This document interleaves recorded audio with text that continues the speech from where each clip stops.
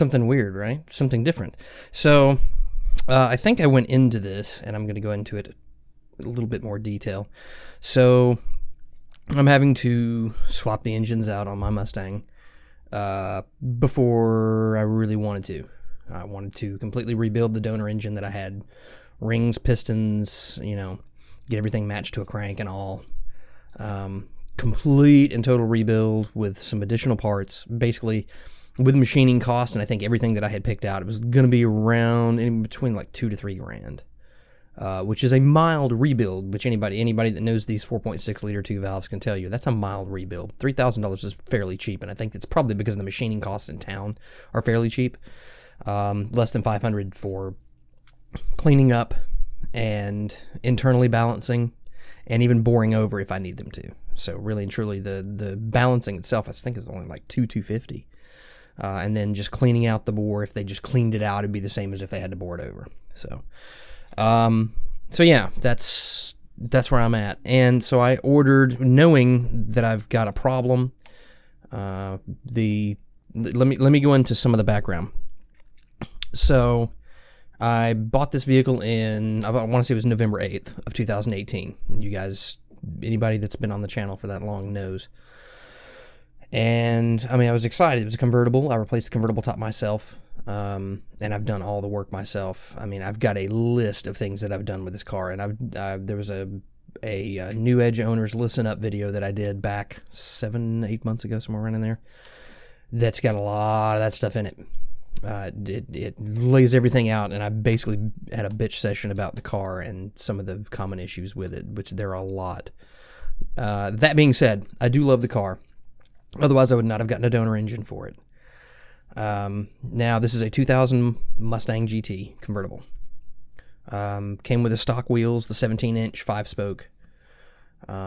One of the things that I've done personally is I've changed those 5-spoke to the bullet rims, the black matte with the silver or the chrome trim, because I thought there was a problem with one of the front wheels. I thought it was like a rim being out of round, and I don't know the provenance of the car. I didn't see anything, but it doesn't mean anything. So this thing did spend some time on a peanut farm. I know, because I found some stuff underneath the back seat, peanuts, and it was like, if you've lived in the South at all and you've been on a peanut farm and you've seen the types of things that end up in whatever's laying out on a peanut farm, you'll recognize it, like pecan leaves and pecan shells and peanut farm. It was a nut farm. And it was there, and this guy, I'm assuming the guy that I bought it from bought it from there, and rebuilt the transmission in preparation of giving it, I think, to his daughter, is what he said. Now, he did a fantastic job of rebuilding the transmission, with the exception of the torque converter. I'll go into that in just a second. He did say there were a lot of mods done to it. He did put a shift kit in the transmission when he rebuilt it, and I want to say he did there's a mod that you can do to the transmission, which I have not confirmed by dropping the pan and taking a look. So I'm not 100% sure what's going on with that, if it's a thing or not. I'll verify that and check that out. But it has super crisp shifts. So I worked on this thing. I got new axle shafts and seals, and I was going to rebuild the diff until I fucked up getting the grenade pin out, and I fucked up the carrier. So I had to dig the carrier out of the damn car so I could change the axle shafts and stuff, and got a new, a grip locker? I think it was zip locker from Yukon, and put that in there. So it does have an LSD, but I put synthetic in there. So at some point I got to change that and put the real stuff. They're like, you can use synthetic, but it's going to be loud, and it is. When you back up, it goes clunk, clunk, clunk, clunk. So anyway, that's my own fault. I'll take care of that. But I've got more pressing issues, and one of them being a torque converter shutter. Now, anybody that knows, yes, it is an automatic transmission, but the only reason I bought it is because the automatic transmission had been recently gone through, something I didn't have to do. So I was like, cool. And that way the wife can drive it if she wants to, So, torque converter shutter, and it just appeared, and it's been getting worse. But I want to say it started with a hard shift when I passed somebody. It was a hard shift to the point where it broke the wheels loose on the back. Whoa! you know. I was like, ooh, shit. Wasn't expecting that. Really. I've been a while since I've driven a car that would actually do that. So I was like, ooh, that's bad. And ever since then, it's been shuddering when it goes to lock up. And even in park, when I'm revving it, because I was trying to figure out some fuel system issues and stuff like that to see if maybe it was just running rough, which can simulate that. Yeah, it still does it. And I know that the torque converter mounted to the flex plate, which is mounted to the crank, if something's going wrong inside there and it's imbalanced, it can cause shudder at just about any speed, especially if it's a cheap reman for a 4R70W. The 4R70Ws for any 4R70Ws, and maybe even the AODs and AODEs, are notorious for the torque converter shudder. And they said just use Mercon 5. Don't know what the guy used. I'm assuming it was Mercon 5, but I don't know. I really don't know. I did do it was like a 750 mile transmission fluid and filter change, like you're supposed to after a freshly rebuilt transmission. And there was a little bit of metallic in there, not gonna lie. I think it was from the torque converter. The torque converter that he put in is blue, and it has no oil. It has no plug, no drain plug on it. So I couldn't try to drain it out to get more of the Mercon 5 in if he put like Dextron 3 Mercon in it. Yeah, so I've been chasing this torque converter shudder, thinking, I've been going back and forth. Well, maybe it's an engine imbalance. Well, maybe it's, the torque converter, or maybe it's the flex plate. It could be any of these things. So when I found out, I was like, I changed the oil just recently, and I looked and it was shimmery. That nice, like have you ever seen the metallic stuff that they put on like trailer roofs and mobile home roofs and stuff like that? That silvery stuff wasn't quite that silvery, but it was that shimmery. No big flakes, just super mixed in and shimmery. And I'm like, oh no. So I'm pretty sure the engine is grenaded, which, I mean, I wanted to go ahead and have a new torque converter anyway, just in case, because if he put in what I think he put in, which is a Pro King, like Advanced Auto Parts Pro King, let's see if I can pull it up here for you. I'm going to attempt. All right, so here's what I think he put in, because it is blue, okay, but I cannot see where the drain plug is or is not on this, so I cannot verify. Store pickup unavailable. You can ship it to your house. $56 for this. $56. Now again, this was a 2000 Mustang GT. It's a 4R70W, so it shouldn't matter. So this is what I think is in the car. And if so, it's a piece of shit. If one hard shift wrecked it, because here's the other part. Some of you are thinking, oh, well, if he did a lot of mods to it, then it's got more power than that can handle. Well, look. Most of these factory replacement parts are good for 350 horses, okay? That's just, they over-engineered the shit. That's just how the shit works. I've been doing a lot, trust me, in the year that I've had this car, and it's been almost a year, I have done a lot of research on this subject, okay? And the parts for the transmission in general, unless you just absolutely rag the shit out of it, should be good for, a decent amount of time. I'll say 125,000 miles, unless you just rag it and race it. Just daily driving, 150,000 miles plus. This was, obviously, it's a GT and it's convertible. It's a little bit heavier, so it was probably ragged a little bit. And he rebuilt the transmission. But these factory replacements, these torque converters, these things should be good, for forever. I mean, you hardly ever hear about a torque converter going out on one of these cars anymore, but he replaced it, and I guarantee you he replaced it with this. And if he did, then, there you go. There's the fucking problem. So I think he replaced it with that piece of shit, and if he did, then that one hard shift just wrecked it. As I was under there, I was actually changing the oil, but to change the oil better on this thing, because I'm a bigger dude. I'm a small dude, but I got a gut. Since I got out of the Army, I said, oh, I can eat what I want. Fuck, yeah. So I've got a gut on me. And I'm just a broad dude, and fitting underneath that car, even as high as those things are, just not comfortable. So I put it basically on ramps so that I could get under there. While I was under there, I took a peek. The part in the back of the block, the little peek hole where you can see the flex plate. I looked at the flex plate. The flex plate looked rough. Super rough. So I'm thinking the old flex plate was used when they changed the motor. How do you know they changed the motor? Okay.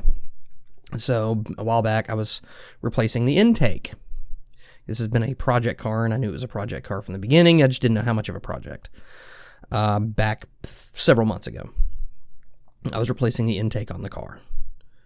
And the donor motor that I bought from this guy around Easter, a little bit before Easter this year, it came with one. So I'm like, well, sweet, I've got a replacement intake, because it was cracked at the back passenger side where the coolant from the heater core goes into the intake. It was cracked, and it was just leaking into that cylinder, which I believe was a number 4 cylinder, because it's 1, 2, 3, 4, 5, 6, 7, 8 if you're facing the engine. It was just leaking into the number 4 cylinder. So I was like, okay, all right. Maybe that's causing a misfire. Again, I'm chasing this shutter, right? So I got in there, and I took a look, and wow, damn. Took the intake off and everything, started to put the new intake on. I was like, wait a minute. That's a non-PI motor. So basically, what's in there is a non-performance improved 4.6 liter 2 valve. I don't even know if it's from a Mustang or not. I have no idea.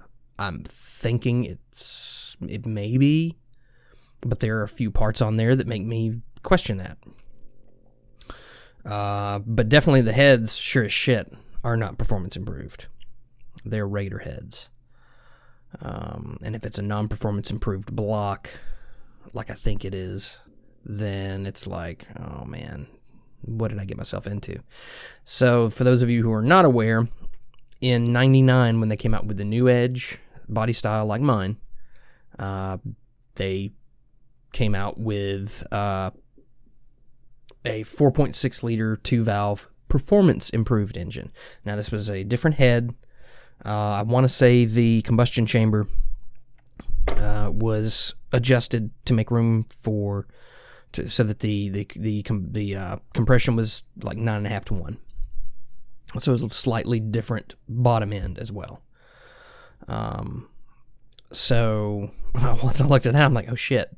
So this is if it's from a Mustang, it's a 96 to 98 model engine. If it's from a Mustang. If it's not, hell, it could be as old as a 92, because they were putting these things in Lincolns and in the Crown Vics from like 92. So I really don't know the provenance of this engine. I don't. All I know is it's a non-performance improved, and it's not supposed to be in that car. The donor is from a car that's 4 years newer that either threw a timing chain or it ate up the timing chain guide or tensioner, which I think it was the tensioner. And once they do that, if you don't know anything about these are interference engines. So interference engines basically means that the cam timing is essential. It's crucial to the continued operation of the vehicle to such an extent where if something goes wrong timing-wise, you can have a piston hit a valve and do what they call bend the valve or do what they call burn the valve. And burning a valve is not necessarily heat related. It's when you burn a valve, you basically break a piece off of it. So yeah, I don't know the status of that yet. I've got to take it apart, and I'm waiting to do that. It's probably going to be a couple of days. Once I found this out, and then I was like, well, okay, so it's a non-performance improved, but that's not that big a deal. So here's the deal. Those things I want to say came with all right, so here you have the 94 to 2000 Mustang VT. Here's the 94 to 2004 Mustang GT specs. Okay, so you have the 94 to 95. Now, that's the 5-liter. That had 215 horsepower, 285 foot-pound of torque. Then they went to the 4.6-liter 2-valve, single overhead cam, 215 horsepower and 285 foot-pounds of torque. It was the same. They got it to be the same, so that's to their credit for that. The 98 Mustang had 225. So if, and it's a big if this is a 98, then you're looking at 225 horsepower and close to 300 foot-pounds of torque, 290. All right. 99 to 04 with the performance improved head design, like what it should have had in it, 260 horses and over 300 foot-pounds of torque. Okay. So that's a big number. 225 to 260 at 35. You're talking probably 15 for the cams and 20 for the heads, I think, is how that works. Maybe even, it may be reversed. I may have reversed that. But that's what you're looking at. And like 12 foot-pounds of torque. Okay. So that's not like a whole shitload, but I mean, that's noticeable, and that's when they're brand new. These, especially if it's a 98, man, that engine's over 20 years old. The engine that's supposed to be in it is not even 20 years old yet. So, age, mileage, there's no telling what's wrong with that engine. So, assuming that the timing issue did not cause any bent valves, I'm going to take the heads off. I've already got a head kit because I was going to do like the head swap, like for short term, but I never could hammer out the shudder or the vibration. And then once I changed the oil and had the shimmery oil, and I'm like, the engine's eating itself. That's my first thought in these engines. It's eating itself. So I was like, okay, well, shit. So I went online, I found parts. Now, what I spent the most amount on was parts, obviously, and I did order a few tools, right? Yeah, okay. So this should be, I don't think there are any actual engine parts in here. I think this is probably going to be the tools. Okay, so this is one thing that I got.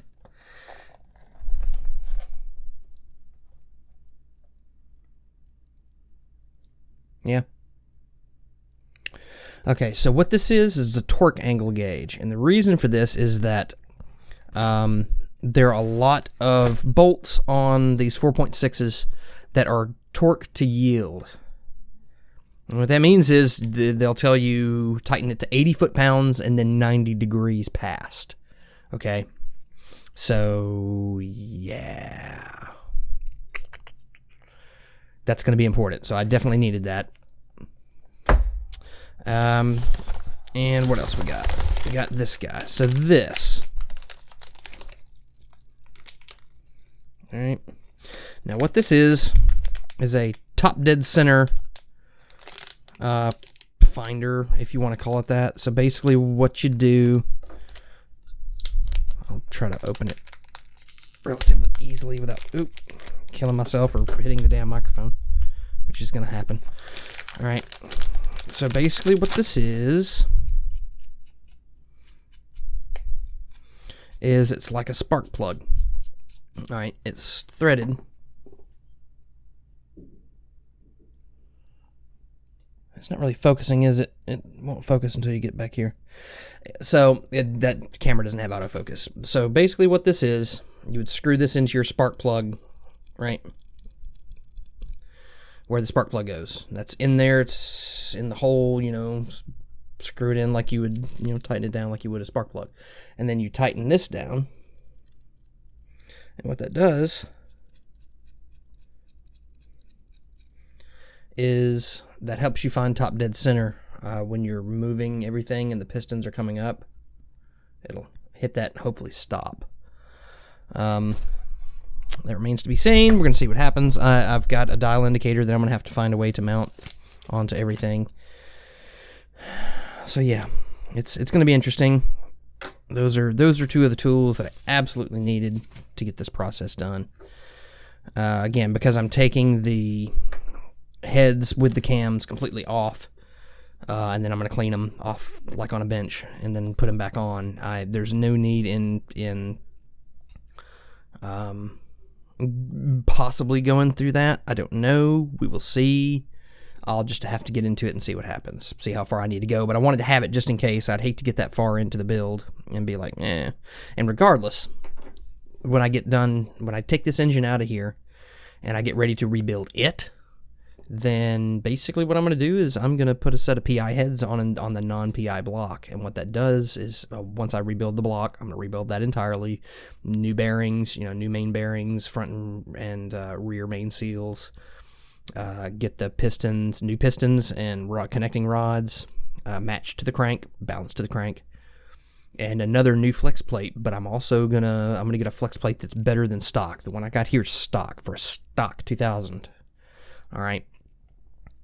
Well, actually, for a stock 2004, because that's the engine that I got. And the ones from the 99s and 2000s or 99s, 2000s, I think, or 2000, 2001, are 8-bolt crank. And this is a 6-bolt crank that I have out here, which is the same as what's in the car, because they're both Romeo, Michigan engines. So, anyway.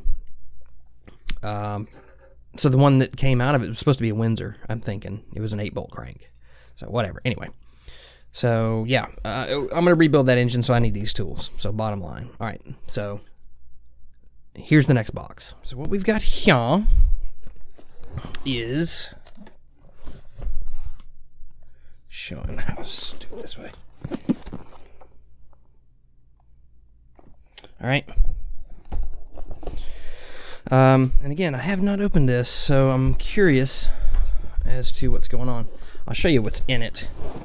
This should be everything. This is also the cam sprockets, which I had considered not getting, but it was actually a little bit more expensive to get the kits without the cam sprockets, and I'm like, well, fuck. So while I'm doing it, you know what I mean? See, oh, there's another thing in here. I gotta fucking. So here's an important thing to note when you're doing something like this and you're doing the timing. Believe me, I've had to do a lot of research on this. This donor motor did not have the guides or the tensioner in it. I could actually see the pieces from the tensioner. It wasn't the tensioner; it was what the tensioner pushes up against to maintain pressure on the chain to keep it taut. That's what grenaded in the front of this engine that I got. I could see bits of it in the oil pan, so I've got to drop the oil pan and clean off the oil pickup anyway. But you need to know if you have a 2 or 3 hole guide kit, or guides rather. So there are differences. Let me see if I can. So this came with both. Another reason I got it. Let's see. I'll find it. So,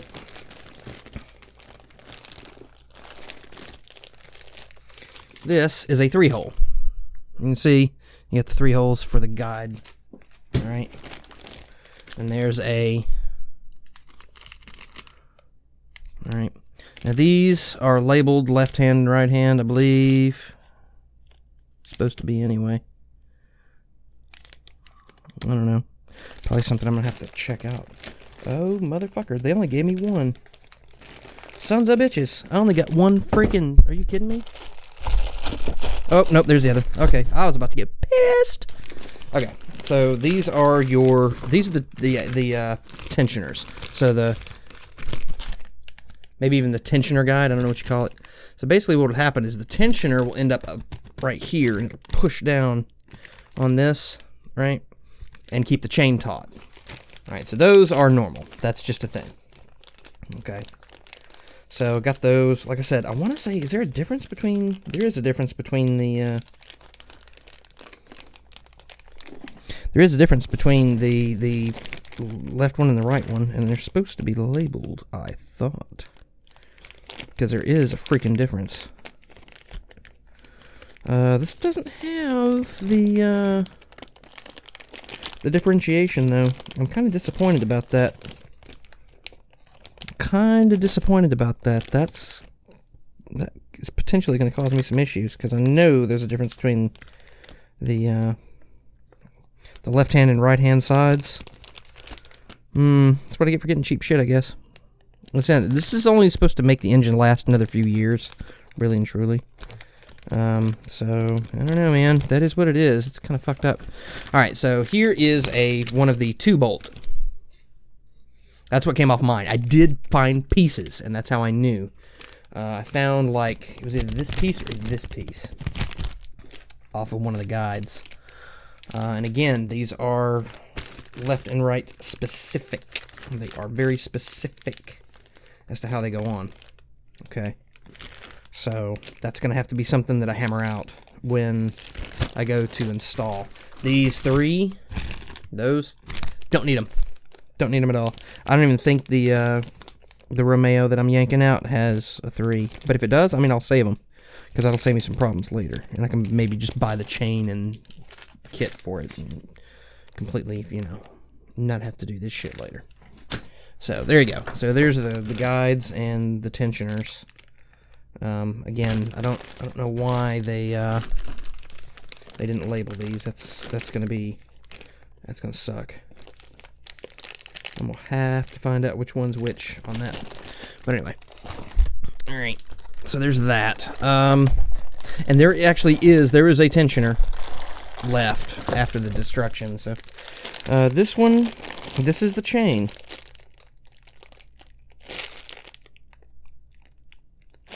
Okay, so here's the chain. All right, came with two, because obviously they're 2 banks, so you need a cam for each. Now, if you'll notice, I don't know if you can see it or not, that guy right there, he's a little bit darker, all right? And they're actually another one right there. So those are on 2 opposite, completely, let's put my both fingers in? Yeah, 2 completely opposite ends of the chain. And that's for the timing mark on the cam sprocket and the timing mark off of the crank sprockets. So there's that. Both of them have those dark marks on either end, so that's a good thing. Yay. That's a winner. All right, and then I've got I want to say this has got a reluctor wheel too, maybe, possibly. All right. This came with, now there are 2 different crank sprockets that go with this. And there's one, if you can see, all right, it's flat on both sides all the way around. And there's this guy. He's got kind of a lip up there. You see that? All right, so this is the one I need. All right, because that was actually included in the 2004, so I wouldn't have known that had I not had that in there. Okay, and then, so it does not include a reluctor wheel, which is fine. But it does include cam sprockets. Now, these don't differentiate either. So, that's a thing that kind of disturbs me, and there are no instructions. So, here are the actual tensioners themselves. And these are metal. These are metal just like the ones that came off of it. All right, and they're already compressed. So they're compressed and they got a grenade pin in it. All right, and these things, see if I can make it. All right, so that puts pressure up against one of the tensioner, right, and that's what keeps the tension on the chain. That's oil pressure driven. Okay, so there's a spot, you can look at the bracket in the back, see a hole right there. There, that hole, that's where the oil gets through, driven by the oil pump, and pushes this thing out and keeps pressure on that to keep tension on the chain. All right, so I got 2 of those in the kit as well. So pretty baller from that standpoint, I do believe. I'm good with that. All right, again, the left and right with the with those timing guides, that's a little fucked up, but you know, hey. All right, so that's the deal. That is my timing kit for my other engine. Like, again, I wish to shit that they would have included some instructions with that. And because it was the whole timing kit was off the front of this car, I have no frame of reference, none whatsoever. So I don't know. I think I have at least one of the tensioners. If it has a left-hand, right-hand marking on it, then I should be able to figure it out. All right, so that's box number 2. Now for box number 3. All right, so here you go. Flex blade assembly. So, pretty cool stuff. Oh, supposed to have that like that. Okay, I can do that.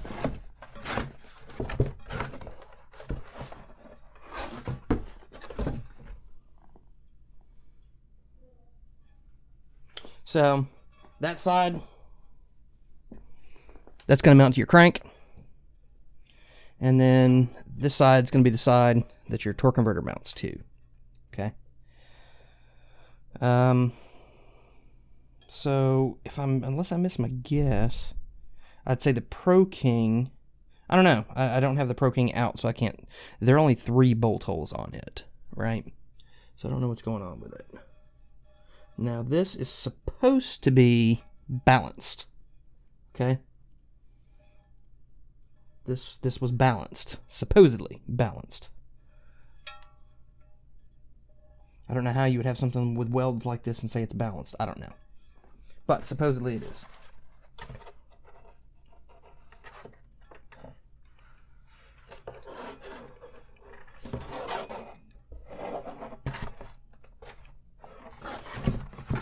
Alright, and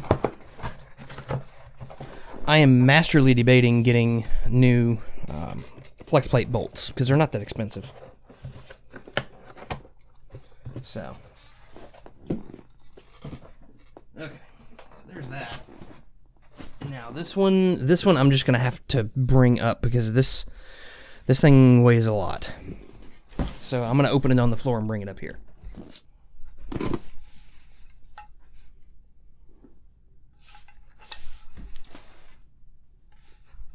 Okay, that's all you get.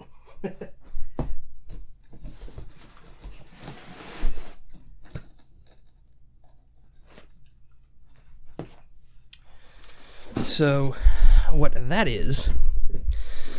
Oh, my mic is becoming limp. Damn it. Janet. Whew, man, that thing weighs... It says 30 pounds.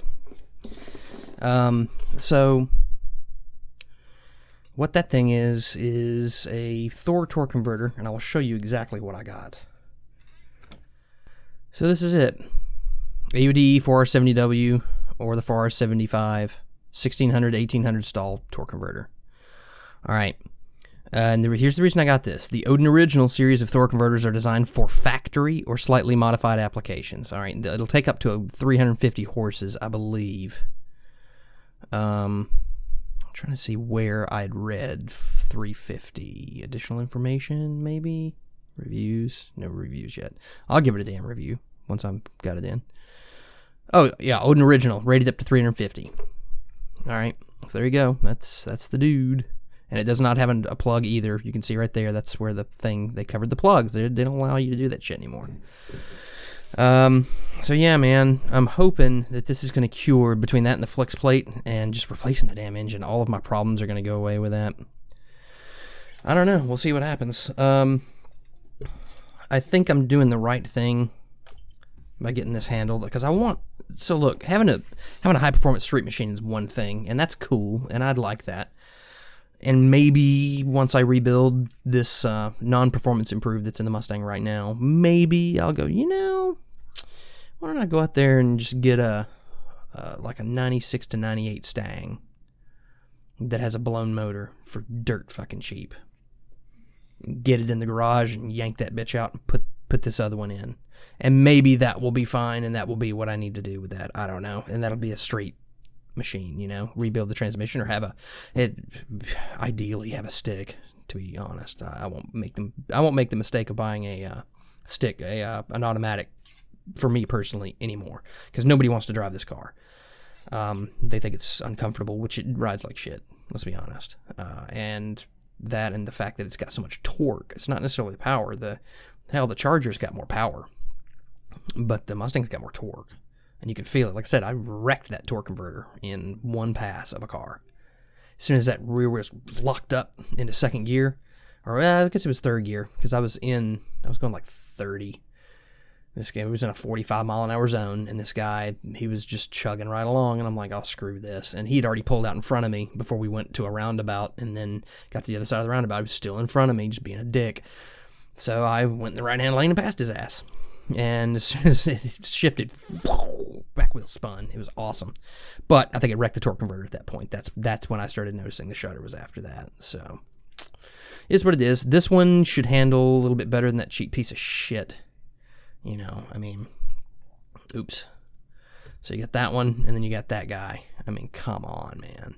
Come on. Come on. Dude. I mean, you saw this one had four bolts, right? So, that was my unboxing. I've never done an unboxing here on the channel. Usually everything I've been into and looked at and maybe reboxed and did an unboxing for you, but that's the first one. And again, I hope to bring, put this back in its bag here, this top dead center locator tool thing. I hope really and truly to bring this stuff to you. I hope to do these video at the very least with this stuff going on, and do a good, 1080p 60 frame per second video on this transmission swap, the engine swap. All right, I probably will even do some videos on me working on the engine itself. I think it's important. I don't see that many on YouTube, and I've been looking since I started this process and knew that this was going to be it was inevitable, that I needed to absolutely check out all the information I could. I've been to write-ups at all the Mustang forums and stuff like that. So, I mean, are you ever really ready to do something like this? No, not really. But I'm going to do it. And again, I'm continuing to gather information as I go. If you like the video, please do me a favor and go ahead and like it. If not, I understand. That goes into liked videos. If you don't want people seeing what you like, I got you. But at the very least, if you're not subscribed, please subscribe. I hope to bring you more stuff like this, and I hope it's going to be cool in the future. So yeah, there we go with that. I'm hoping to bring this series to you. I hope to do more of these. At some point, I will probably be redoing the top on the Mustang that I've already done, mainly because I think I could do it better now that I've done it once. I think that's important as well. So there are several things I'd like to do that I just never did while working on it, because it was just like, I just want the work to be done. But now I'm finding a dearth of videos online about these cars, except for, hey, this is the part I've got, and then you cut and, hey, it's in there. Ha ha ha. It's like, how'd you do it?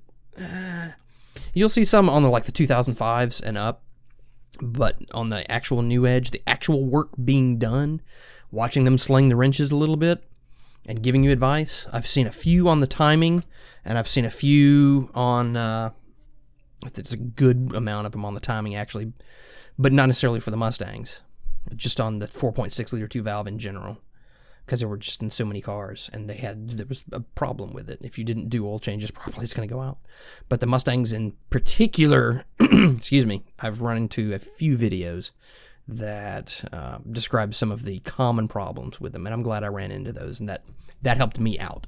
So I will be putting links in descriptions of stuff as I go through this car and fix some more of the issues, and hopefully I can get these videos to you in a reasonable manner.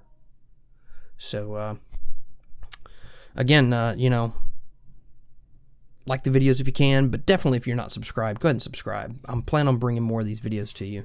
And hey, thanks for coming out. I'll catch you cats in the comments, and let's drive our cars.